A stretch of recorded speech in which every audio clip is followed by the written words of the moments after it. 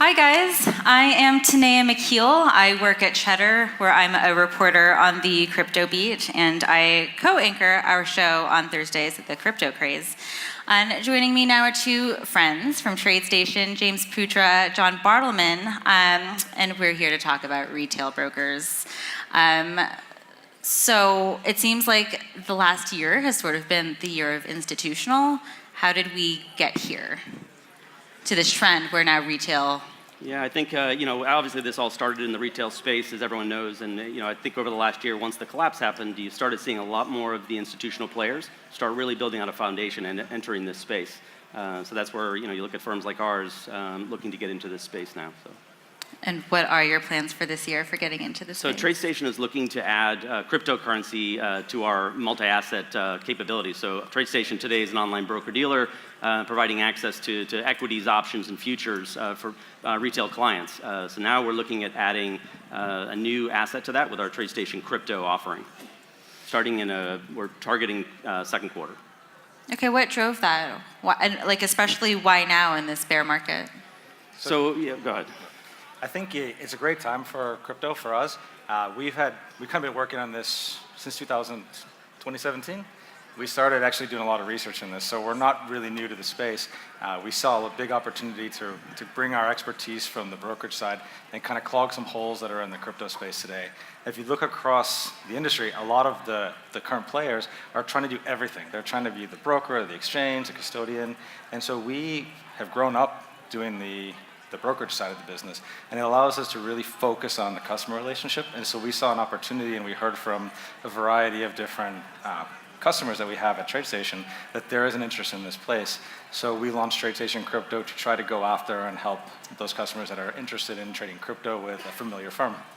Okay, so pause for a sec. Yeah. What kinds of customers do you guys serve at TradeStation? So right now we're the more traditional retail active trader and day trader is our core customer. But the interesting thing is, when we talk to our customers and survey them on whether they're interested or have been trading crypto, there's not a large overlap to that really crypto audience of traders. So we think this is a good opportunity for a firm like ours to be able to introduce this asset class to those more traditional traders that aren't used to this, that they're looking for a brand and a company that they've been doing business with. Where they'll, with that one service, have access to trade multiple assets. But they also have access to the tools and the research that they're used to having in the equities world. They'll have that for crypto. In addition, they're looking for more of a centralized source. So right now, if you're a retail trader, you likely have accounts across multiple exchanges. And that's interesting at first when that was the only opportunity, but a lot of customers don't want to have to put their dollar assets and their crypto at each of these exchanges and have to manage that without a centralized view into how they're doing and to manage those assets. So they're looking for a broker-dealer like TradeStation to be able to enter the space and provide access to deep liquidity from multiple exchanges and market participants to provide greater liquidity and a consolidated experience for that customer.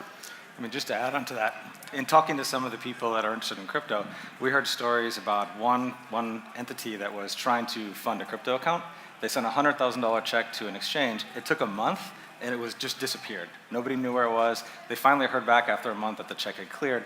But that can't happen in this space if we want to have trust and bring more people in. Okay, so I want to what's the name of this? Yes, so I want to answer that question. Is the space ready, and how do you break that down? First, who needs to be ready, and how do you sort of plan for that? Let's talk first about something I know companies love to talk about with reporters, which is the education opportunity. How are you guys handling that? So we'll go about this the same way we do by educating our existing traders in how to trade markets, what are the markets, how to use the tools in this space. We'll do the same with crypto. So we think that carries on pretty well. But to answer this question on the retail space, are we ready? I think there's large players in the active retail space. So we had Fidelity's announced, TD Ameritrade, TradeStation is announcing. I think it's time that the industry sort of matures and these players will start coming in and we'll solve the custody problems and those type of things. So there's a lot to evolve, but I think now you're starting to get to see more institutional players getting involved. Yeah, we start to form a bridge, right? So those three players John just mentioned represent $2.2 trillion of customer deposits. Mm-hmm. So we have to find a way to bridge the the way that people trade traditional capital asset markets with the cryptocurrency markets. And retail brokers, because they're positioned to focus exclusively on the client relationship, it puts them in a unique position to really make sure that they have the right tools and arm the customers with what they need to bridge that gap and trade the markets.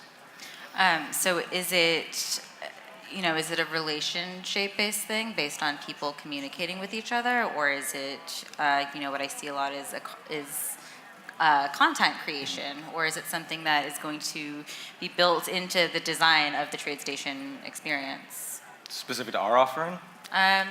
If you like. How should it be? So I think I would maybe talk more broadly on this one, is that I think if you look at how the retail brokers are approaching the traditional capital markets, where they're really focused on providing like good quality tools, good research, good education, either embedded. Those are the kind of things that will likely happen in the crypto market. I mean, today's investor has thousands of choices of assets. So equity is 4,000 stocks. You start adding on options, futures, equities, a ton of different choices. And the big problem that investors have today is to try to filter through to find out what is going to be most relevant to them and most appropriate for them. And we got to make sure that we don't introduce that with the crypto, just adding on more. So I think if you look at how the brokers are really focused on trying to filter down those investment choices to the customer, it'll likely happen the same in crypto, where you have 2,000, 3,000 different tokens, it'll probably be filtered down to something more relevant to the customers. Right.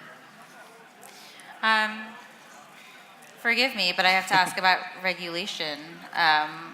What do you make of the approach that our regulators, at least here in the US, have taken to crypto? And do you think that, particularly in the last year when everything has been so focused on institutional and things that, kind of touch or resemble the existing financial system, if, we're bringing crypto back to its original vision of, retail investor use cases, do you think that the regulators are ready to see crypto explore in those directions? Well, I think, obviously this is an evolving space, and the regulatory environment, as it evolves, TradeStation looks to be a partner with them to, figure out how we should be moving this forward. If you look across the industry now, I think the regulators are obviously still trying to figure out how do they want to regulate this. And as we start getting into things like crypto securities, that's been pretty clear. That'll be done under a broker-dealer. Where the cryptocurrencies are now run in, in an entity like we have with TradeStation TradeStation Crypto, that will be regulated as a money transmitter. So it's our goal is to continue to work with the regulators as this evolves and really figure out a good solution for the end clients. And to what degree do you think that matters to all of these potential, the newbies, the new potential retail investors? And something that comes to mind, I live in New York, and all over New York City you see these Gemini ads that have the word regulated highlighted and sort of at the center of their messaging. And it was sort of interesting to me because I feel like you could have just plugged in the word like legit, like the first legit cryptocurrency exchange, and it sort of would have resonated the same way. But do you disagree? Do you think that retail investors that are sort of, they heard about crypto at the end of 2017 and became interested in it, but they're still sort of confused? To what extent do you think that they really care about the regulated aspect? I think it's something that's assumed, especially when you look at how they approach traditional markets, that they would deal with a broker like TradeStation or Fidelity or Ameritrade in a context that they're already assumed that they're regulated and trusted. And that just doesn't exist so much in the crypto space. And there's confusion with the mass market believing that a lot of the crypto firms are approaching it like a traditional broker or a bank. And so I think it's very positive to have regulated firms to try to enter the market. Although under TradeStation Crypto, like John said, we're working really closely to make sure that we follow all of the necessary compliance measures. But it's something that's somewhat assumed by the retail market, and I think it's our responsibility to comply with everything that is necessary. Okay, so what are the advantages that a company like yours, first of all, I think you mentioned this a little bit at the outset, but both on the incumbent side and the startup side, what are some examples of peers or potential competitors of the crypto product specifically? Well, I think you have all the existing players in the crypto space, so Coinbase and Gemini and Kraken and so forth. They've developed, as James was saying, sort of the full stack. They're the exchange and broker, but they're sort of a single liquidity pool within that. And now you're starting to see some of these more standard multi-asset players enter the space. I think the advantage for a customer will be having access to those multiple assets to be able to trade. So TradeStation for Securities was a day one supporter of the Bitcoin futures, and as that market continues to evolve, it'll be an interesting opportunity for customers to be able to trade these different assets together in one relationship. And then as you look at, as I said at the beginning, these different pools of liquidity that are out there, a firm like ours can start aggregating that together as a broker and providing a better functionality and capability for the larger traders who are looking for that deep liquidity. I don't know if you guys can say, but do you know right now which assets you will make available on the new subsidiary? We have not announced that yet, so it's something we're still in the process of finalizing before we launch. But we'll let everyone know when we're ready. We're dying to tell everybody though. Yes. What about the screening process for adding those new assets on? What's the approach? So What's we the can't really process in place? We can't really talk about the process we're going to be following. Okay. I think what maybe is interesting is that when you look at a broker, our job is to make sure that the assets and the clients are suitable to mix together, right? So when you look at the equity market, it's somewhat assumed that most of those assets are okay to list. If one of the exchanges lists it, it's okay. In the crypto space, there's a whole bunch of different concerns about whether or not an asset can be listed. If you look at the Ethereum Classic just had a little bit of a stumble and caused some losses of clients. So those are different things and concerns that we as a crypto firm need to pay attention to and monitor differently than we would monitor our traditional asset class. And John, you mentioned, you were just talking about liquidity, which has always been an important factor in investing. But as you guys say, it hasn't always been available to crypto investors. So how do you guys tackle that? Well, as I said before, I think the difference that we'll be able to provide to the market is access to liquidity pools that we can centralize. So we'll have access to multiple pools of liquidity that can provide greater depth at a better price for the larger customers, as I said. So larger institutional clients and larger retail clients.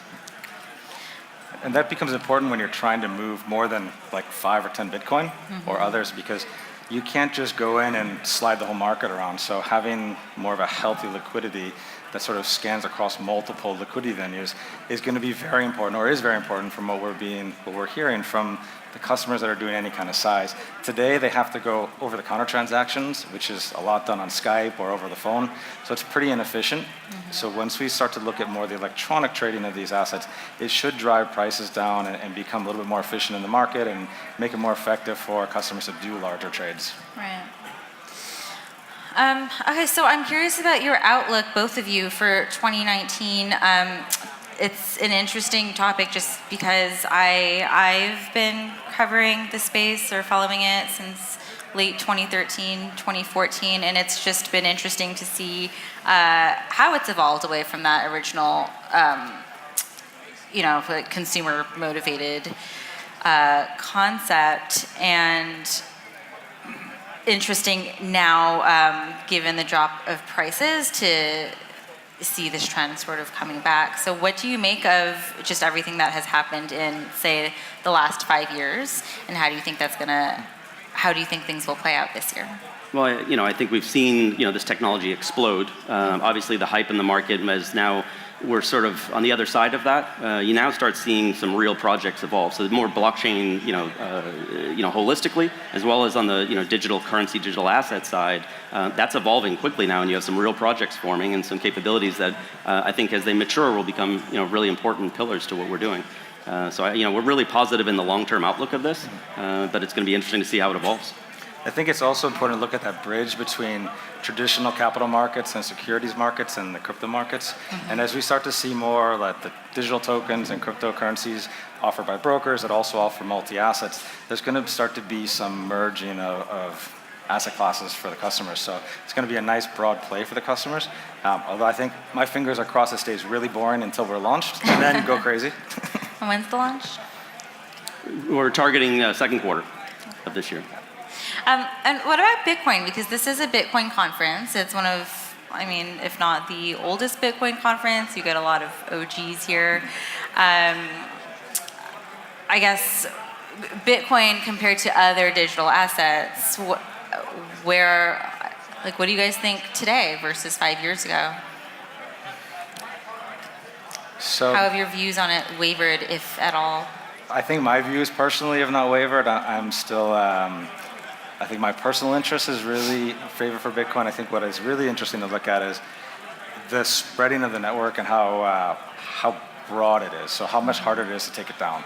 I'm kind of stuck between talking about what my personal view is and what we can actually talk about from our firm. But I think personally favorable. Yeah, I mean, I don't have a personal opinion necessarily about, Bitcoin itself. I mean, obviously it's interesting to watch. I wish I knew the direction it was going, but it's something that we'll see how this evolves. All right, James, John, thank you so much for joining us today. Thank you. Thank you so much. Thank you so much to our panel.